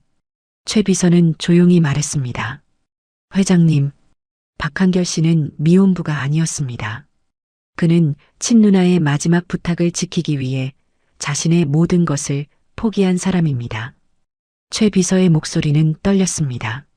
보육원 출신이라는 이유로, 가족이 없다는 이유로 그를 판단하신 건 최 비서는 더 이상 말을 잇지 못하고 고개를 숙였어요. 서 회장은 손으로 얼굴을 감쌌습니다. 그의 어깨가 크게 떨렸고 거친 숨소리가 서재 안을 채웠어요. 내가 뭘 한 거야? 서 회장의 목소리는 갈라져 있었습니다. 그는 책상 위에 놓인 아내의 사진을 바라보았어요. 아내가 생전에 했던 말이 귓가를 맴돌았습니다. 사람은 겉모습만 보고는 절대로 알 수 없는 법이에요. 서 회장의 눈에서 눈물이 주르륵 흘러내렸습니다. 노숙자로 위장해서 시험하고 1000개 빵을 주문해 놓고 나타나지 않았고 여자를 보내 유혹했어. 서 회장은 자신이 했던 모든 일들을 하나하나 떠올렸습니다. 그의 목소리는 점점 떨렸어요. 그 친구는 단 한 번도 화를 내지 않았지. 모든 걸 참아내고 오히려 나눠주고 도와주고. 서 회장은 책상을 주먹으로 내리쳤습니다. 탁 하는 소리와 함께 책상 위의 서류들이 흩어졌어요. 서 회장은 자리에서 일어나 창가로 걸어갔습니다. 그는 유리창에 이마를 기대고 눈을 감았어요. 보육원 출신이라고, 가족이 없다고, 미혼부라고. 내 편견으로 그 사람을 짓밟았어. 서 회장의 목소리는 떨렸습니다. 누나가 남긴 조카를 키우기 위해 모든 걸 포기한 사람을. 서 회장은 주먹을 쥐었어요. 최 비서는 조용히 서 있었고 그의 눈가도 붉게 물들어 있었습니다. 서 회장은 천천히 돌아서서 최 비서를 바라보았습니다. 차 준비해. 지금 당장 가야겠어. 최 비서는 고개를 끄덕였습니다. 어디로 가시겠습니까? 서 회장은 떨리는 손으로 양복 재킷을 집어들었어요. 현베이커리로 가게. 내가 직접 사죄해야겠어. 서 회장의 목소리는 결연했습니다. 그는 거울 앞에 서서 넥타이를 매며 자신의 얼굴을 바라보았어요. 거울 속 그의 눈은 붉게 충혈되어 있었고 입술은 바짝 말라 있었습니다. 서 회장은 깊게 숨을 들이쉬었습니다. 여보, 당신 말이 맞았소. 내가 너무 오만했어. 서재를 나서는 서 회장의 발걸음은 무거웠지만 그 안에는 무언가를 바로잡으려는 사람의 비장함이 서려 있었습니다. 복도를 지나며 그는 벽에 걸린 가족 사진들을 바라보았어요. 어린 수아를 안고 웃고 있는 아내의 모습, 그 옆에서 뻣뻣하게 서 있는 자신의 모습. 서 회장은 그 사진 앞에서 잠시 멈춰 섰습니다. 수아야, 아빠가 틀렸어. 내가 선택한 사람이 진짜 좋은 사람이었구나. 서 회장의 목소리는 작게 떨렸고 그는 천천히 계단을 내려갔습니다. 서 회장이 저택을 나서려는 그 순간 최 비서의 핸드폰이 요란하게 울렸습니다. 최 비서는 화면을 확인하고는 급히 전화를 받았어요. 네, 여기 최 비서입니다. 전화 너머로 다급한 목소리가 들려왔고 최 비서의 얼굴이 순식간에 굳어졌습니다. 지금 뭐라고 하신 겁니까? 재개발 조합 사람들이? 최 비서의 목소리가 높아졌고 서 회장이 급히 돌아섰어요. 무슨 일인가? 최 비서는 핸드폰을 내리며 다급하게 말했습니다. 회장님, 현베이커리 쪽에 재개발 조합 관계자들이 들이닥쳤다고 합니다. 빨리 가셔야 할 것 같습니다. 서 회장과 최 비서는 차에 올라탔고 운전기사가 급히 차를 출발시켰습니다. 차는 도심을 가로질러 달렸고 신호등마다 멈출 때마다 서 회장의 손은 무릎 위에서 떨리고 있었어요. 더 빨리 갈 수 없나? 서 회장의 목소리는 초조함으로 가득했습니다. 최 비서는 앞자리에서 계속 전화를 걸며 상황을 파악하려 했지만 통화는 계속 연결되지 않았어요. 차창 밖으로 빠르게 지나가는 거리 풍경이 흐릿하게 번져 보였습니다. 현베이커리 앞 골목에 차가 도착했을 때는 이미 소란이 한창이었습니다. 빵집 문 앞에는 두꺼운 가죽 점퍼를 입은 남자 3명이 서 있었고 그중 한 명은 한결의 멱살을 잡고 있었어요. 이번 주까지 이 가게 비워야 한다니까. 못 알아들어? 남자의 목소리는 거칠었고 침이 튀었습니다. 한결은 비틀거리며 벽에 등을 기댔지만 눈빛만은 흔들리지 않았어요. 이건 조카에게 물려줘야 할 엄마의 유산입니다. 못 비웁니다. 한결의 목소리는 떨렸지만 그 안에는 단단한 결심이 담겨 있었습니다. 옆에 서 있던 다른 남자가 코웃음을 쳤습니다. 유산? 그런 거 우리가 알 바 아니야. 여기 재개발 구역으로 확정됐어. 보상금 받고 나가든지 아니면. 남자는 주먹을 쥐어 보이며 한결을 위협했어요. 한결은 남자들을 똑바로 바라보며 말했습니다. 법적 절차를 밟으세요. 강제로는 안 됩니다. 멱살을 잡았던 남자가 한결을 벽 쪽으로 밀어붙였습니다. 이 새끼가 끝까지? 남자가 주먹을 치켜들었고 한결은 눈을 질끈 감았어요. 잠깐 골목 입구에서 낮고 단호한 목소리가 울려 퍼졌습니다. 모두가 그쪽으로 고개를 돌렸어요. 서 회장이 골목 안으로 걸어 들어오고 있었습니다. 그의 걸음걸이는 느렸지만 그 안에는 수십 년간 재계를 호령해온 사람만이 가질 수 있는 위엄이 서려 있었어요. 남자들은 서 회장을 위아래로 훑어보며 비웃었습니다. 뭐야, 이 늙은이? 할아버지, 여기 할아버지 나올 때가 아니니까 그냥 가세요. 서 회장은 남자들 앞으로 성큼성큼 걸어갔습니다. 그의 눈빛은 얼음처럼 차갑게 빛나고 있었어요. 한결 씨에게서 손 떼시오. 서 회장의 목소리는 낮았지만 그 안에는 거부할 수 없는 힘이 담겨 있었습니다. 한결의 멱살을 잡고 있던 남자가 서 회장을 밀쳤어요. 비켜, 영감. 상관 말고 가라니까. 하지만 서 회장은 꿈쩍도 하지 않았습니다. 그는 양복 안주머니에서 명함 한 장을 꺼내 남자의 가슴팍에 툭 던졌어요. 명함이 바닥에 떨어졌고 남자가 그것을 집어들었습니다. 명함을 본 순간 남자의 얼굴이 새하얗게 변했어요. 서문도? 남자의 목소리는 떨렸고 옆에 있던 다른 남자들도 명함을 들여다보며 얼어붙었습니다. 서문도 제약그룹 회장? 남자들은 서로 눈빛을 교환했고 한결의 멱살을 잡고 있던 손이 스르륵 풀렸어요. 한결은 비틀거리며 벽에서 벗어났고 서 회장이 그를 부축했습니다. 서 회장은 남자들을 차갑게 노려보며 말했습니다. 누가 감히 내 사위 가게를 건드려? 서 회장의 목소리는 칼날처럼 날카로웠어요. 남자들은 뒤로 물러서며 허둥댔습니다. 사위라니요? 한결도 놀란 눈으로 서 회장을 바라보았지만 서 회장은 남자들에게서 눈을 떼지 않았어요. 서 회장은 핸드폰을 꺼내 어딘가에 전화를 걸었습니다. 여보세요, 김이사? 나야, 지금 당장 금빛구역 재개발 조합 대표한테 연락해. 내 사위 가게에 조폭을 보냈다고 전해. 전화 너머로 당황한 목소리가 들려왔고 서 회장은 차갑게 말을 이었습니다. 30분 안에 사과 안 하면 그 조합이랑 관련된 모든 금융 지원 끊는다고 해. 서 회장이 전화를 끊자 남자들은 이미 창백한 얼굴로 식은땀을 흘리고 있었어요. 앞에 서 있던 남자가 떨리는 목소리로 말했습니다. 죄송합니다, 회장님. 저희가 몰라 뵙고. 남자들은 90도로 허리를 숙였고 뒤로 물러서며 황급히 골목을 빠져나갔습니다. 남자들이 사라지자 골목에는 서 회장과 한결, 그리고 뒤에서 지켜보던 최 비서만 남았습니다. 한결은 서 회장을 바라보며 입을 열었어요. 회장님, 왜 이러시는 겁니까? 한결의 목소리는 떨렸습니다. 서 회장은 한결을 똑바로 바라보았어요. 그의 눈가가 붉게 물들어 있었고 입술은 바르르 떨리고 있었습니다. 서 회장은 천천히 무릎을 꿇었습니다. 72세 노인이 딱딱한 골목 바닥에 무릎을 대는 소리가 둔탁하게 울렸어요. 회장님, 한결이 황급히 서 회장을 일으키려 했지만 서 회장은 고개를 저으며 그 자리에 그대로 있었습니다. 미안하오.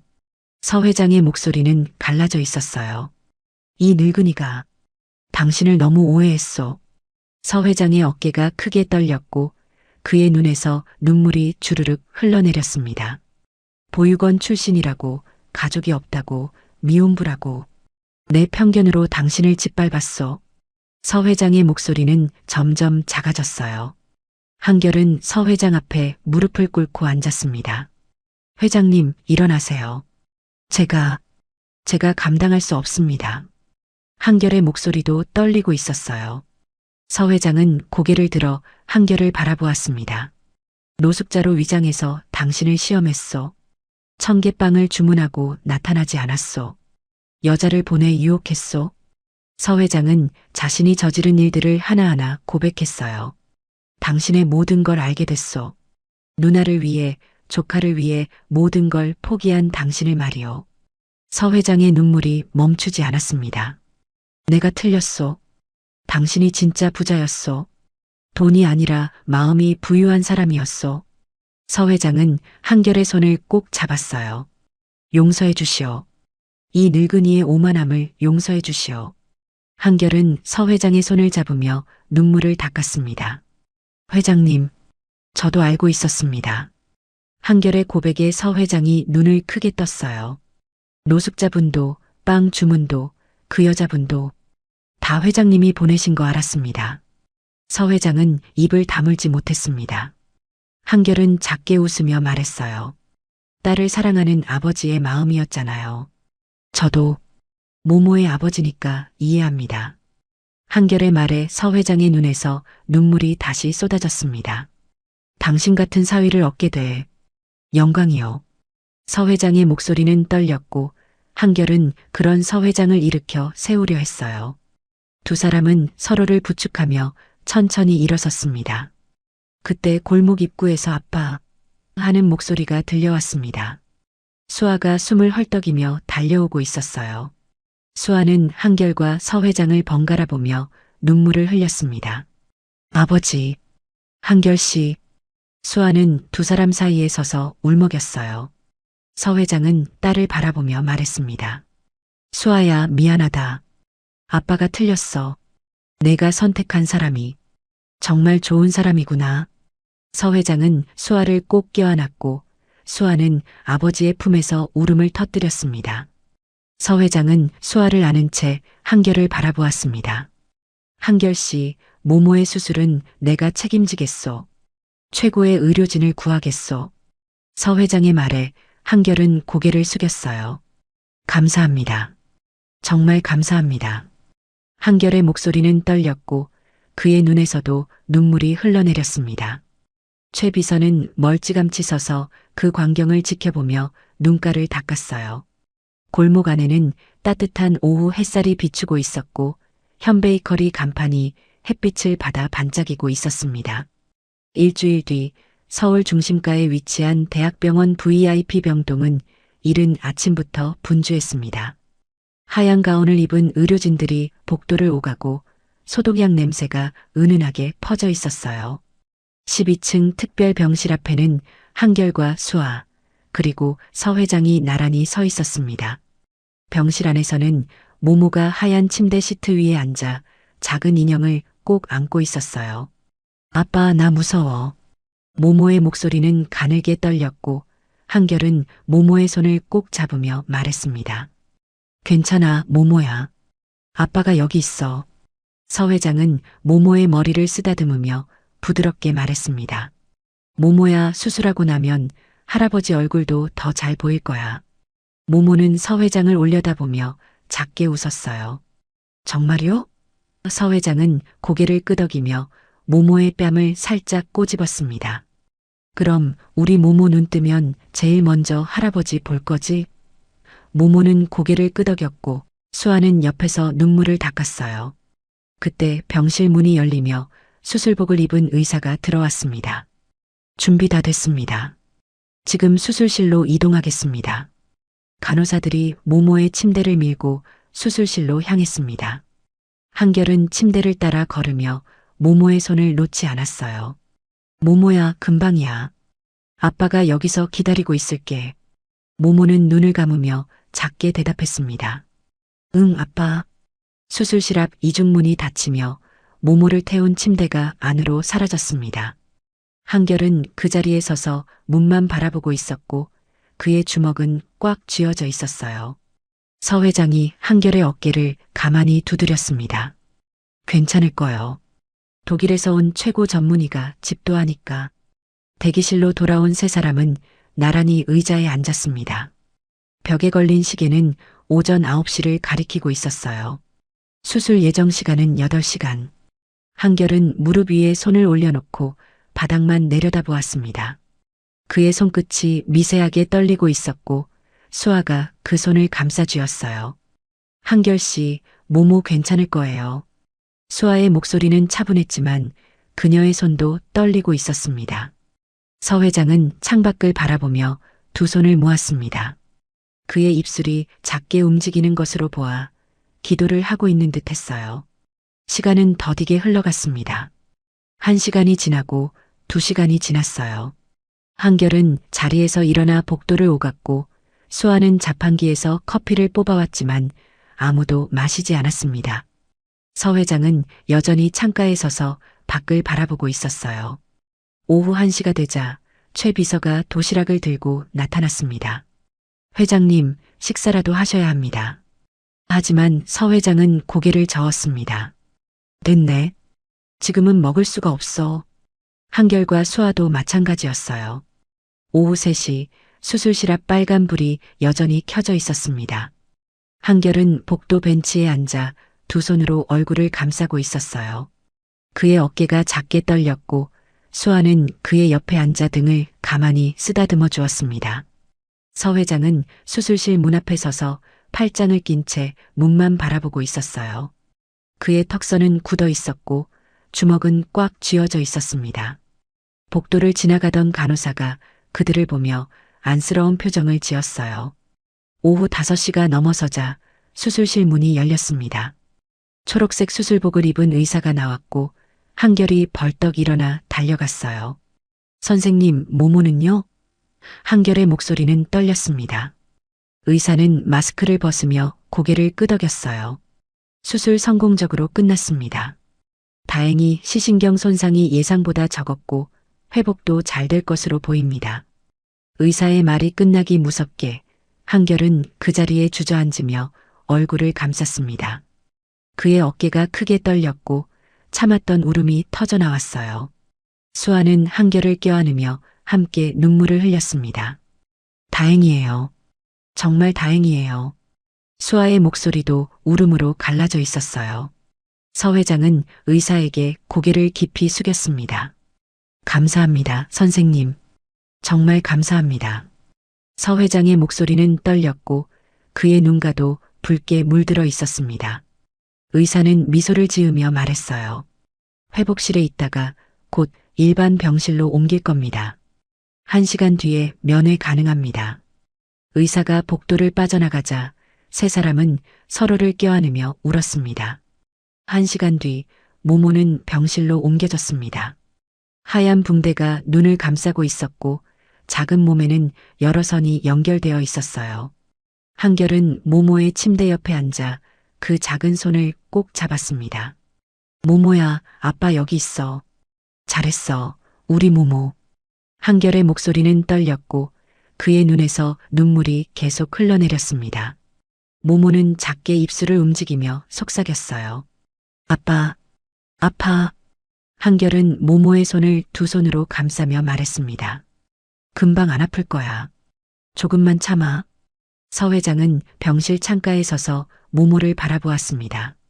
그의 눈가는 여전히 붉었고 주먹을 쥔 손은 떨리고 있었어요. 수아가 아버지 옆으로 다가와 팔짱을 꼈습니다. 아버지, 감사해요. 모모를 살려주셔서. 수아의 목소리는 작았지만 진심이 가득 담겨 있었습니다. 서 회장은 딸의 손을 가만히 두드리며 말했어요. 내가 해야 할 일이었어. 이제 우리 가족이니까. 서 회장의 목소리는 부드러웠고 그의 눈빛에는 따뜻함이 깃들어 있었습니다. 이틀이 지나고 붕대를 풀 날이 다가왔습니다.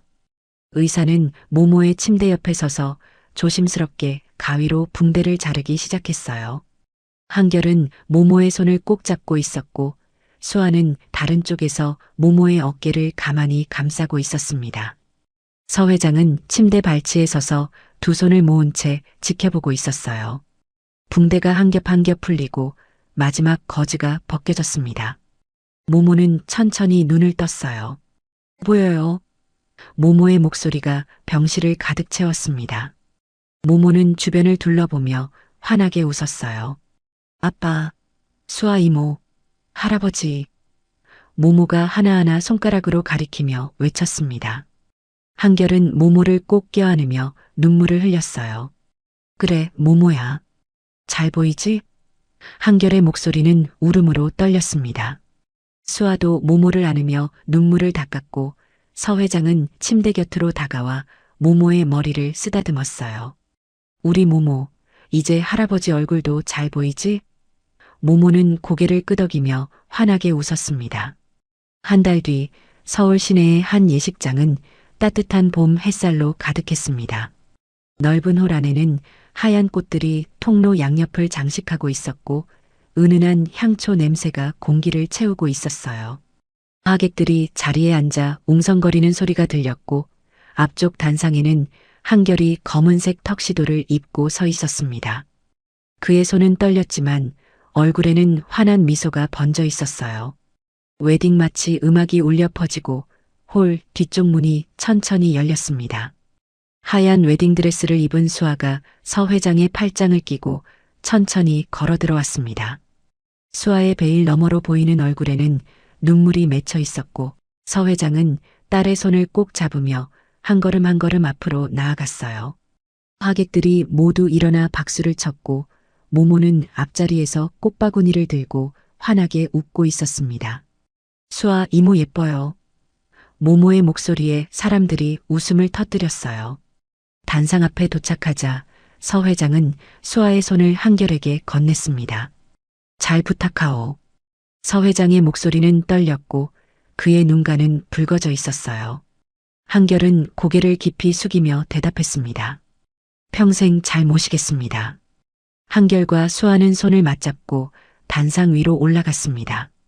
사회자의 멘트가 이어지고 두 사람은 서로를 바라보며 서약을 했어요. 사랑하고 존중하며 평생을 함께하겠습니까? 사회자의 물음에 두 사람은 동시에 대답했습니다. 네, 그러겠습니다. 반지 교환이 끝나고 한결이 수아의 베일을 들어 올렸습니다.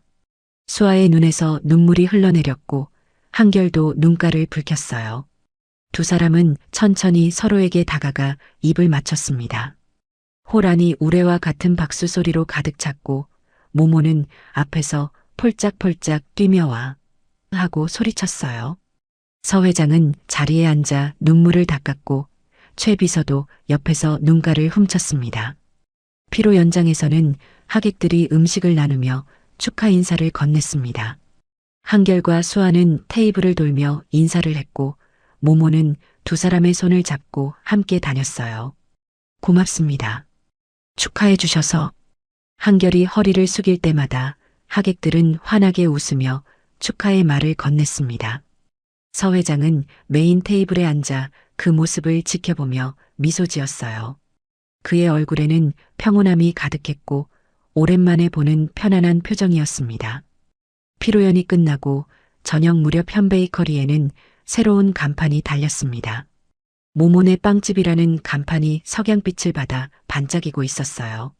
서 회장은 사다리 위에 올라가 간판을 정리하는 인부를 도우며 말했습니다.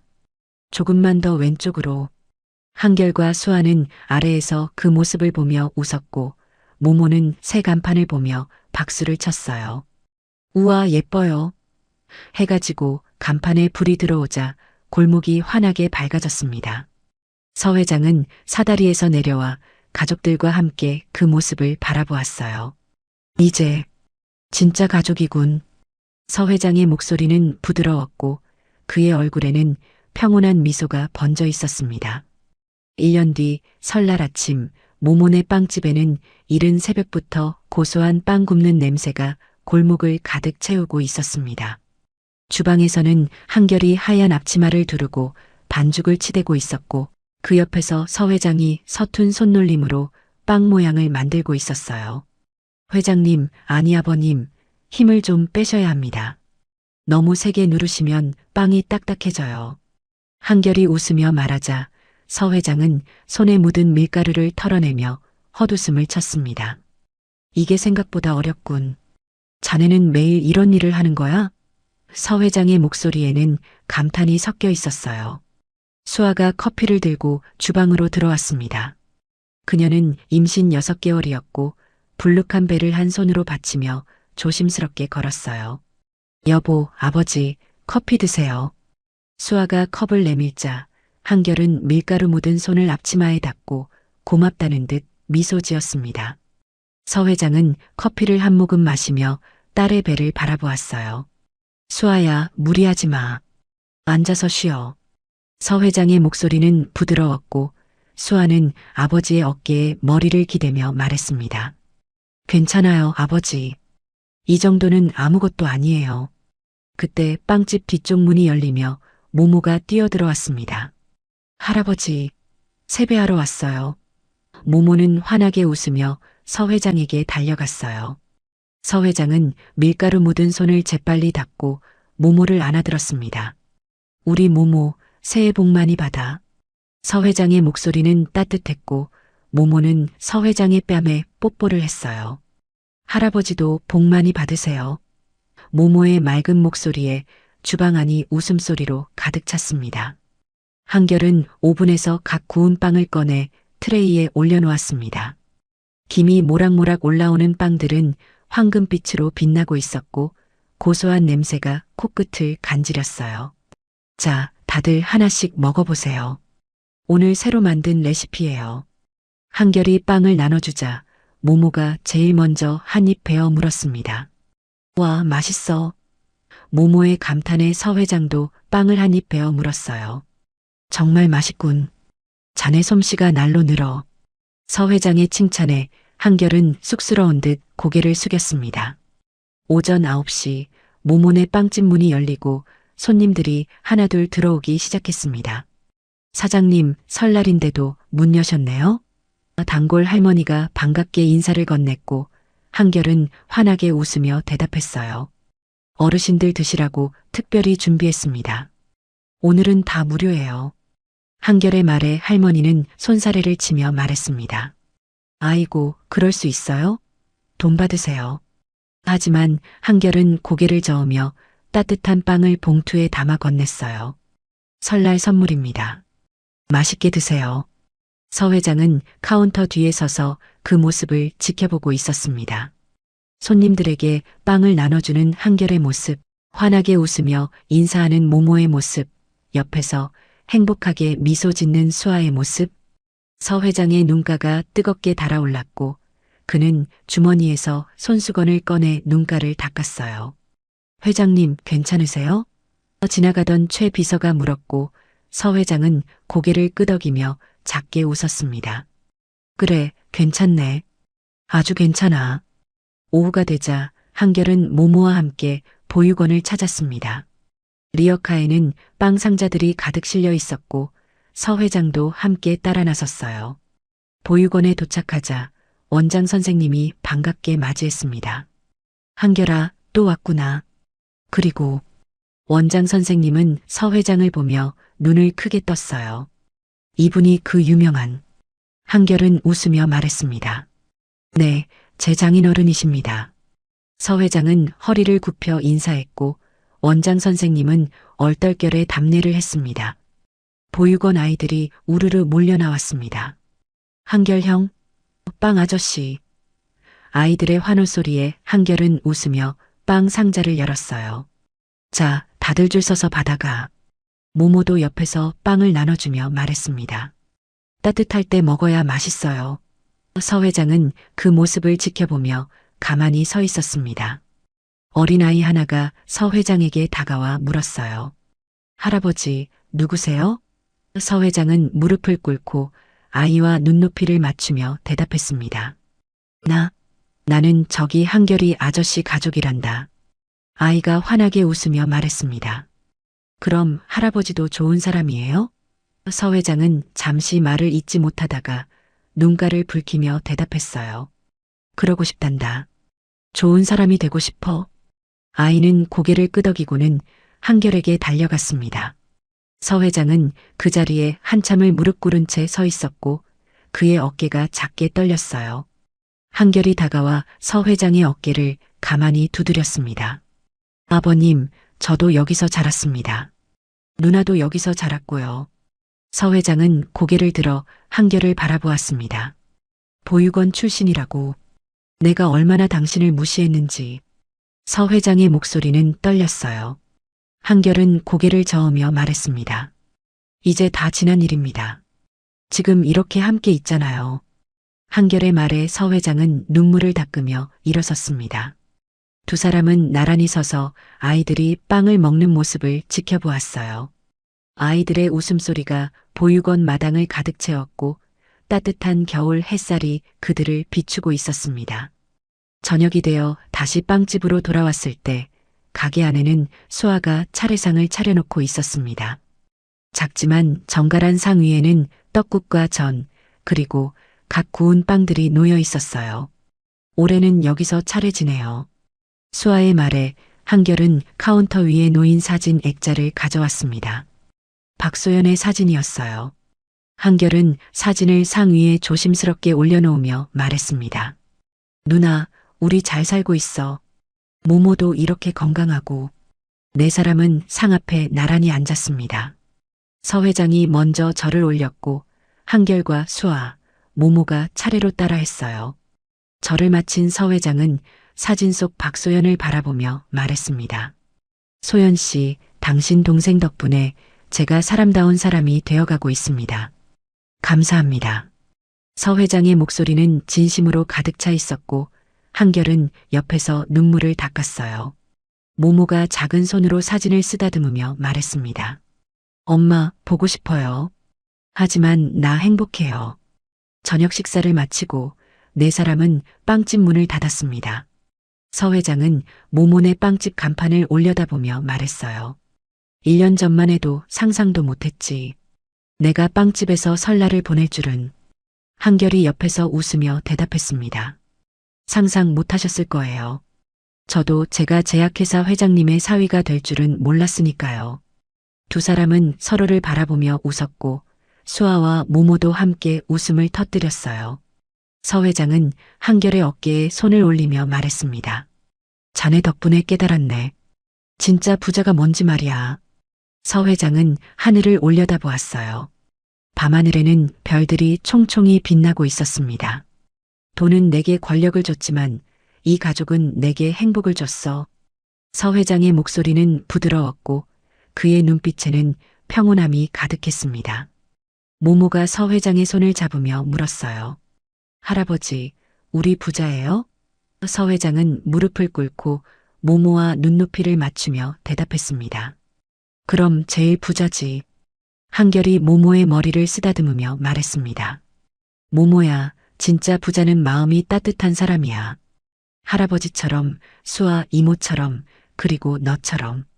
모모는 고개를 끄덕이며 환하게 웃었어요. 네 사람은 골목 입구를 향해 천천히 걸었습니다.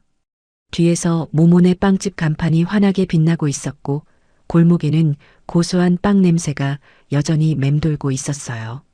서 회장은 걸으면서 생각했습니다. 이것이 진짜 풍요로움이구나. 돈이 아니라 함께하는 사람들이.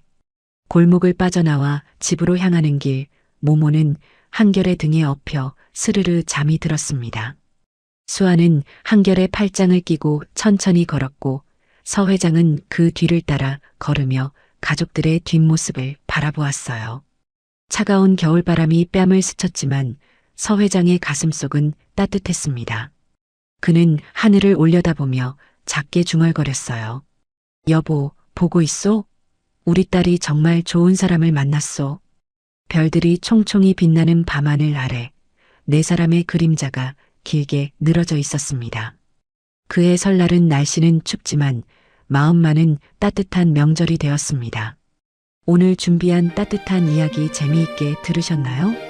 편견과 오해로 사람을 판단했던 서 회장이 진정한 부의 의미를 깨닫고 보육원 출신이라는 이유로 무시당했던 한결이 당당하게 가족을 지켜낸 모습이 큰 감동을 줍니다. 돈과 배경이 아니라 마음의 풍요로움이 진짜 부자를 만든다는 걸 보여주는 이야기였죠. 결국 가장 귀한 건 함께 웃고 울 수 있는 가족이 아닐까요? 여러분의 삶도 한결이처럼 따뜻한 마음으로 언제나 빛나기를 응원하겠습니다. 이야기를 끝까지 들어주신 분이 계시다면 어디서 들으셨는지 잘 들었다고 댓글 하나만 남겨주시면 답글로 인사드리겠습니다. 좋아요와 구독 잊지 마시고요. 지금까지 사연올데이였습니다. 새해 복 많이 받으세요. 감사합니다.